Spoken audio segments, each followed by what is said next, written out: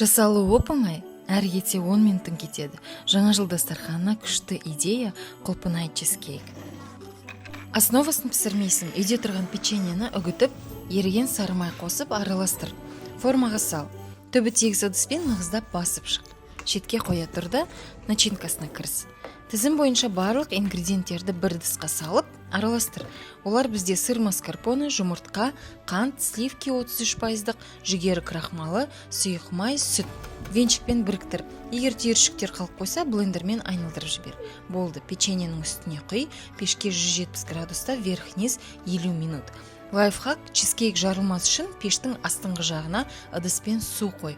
Суыған кезде үстіне құлпынайды турап, салып шық, ас болсын. Менің парақшама тіркел, алда күшті рецепттермен бөлісемін.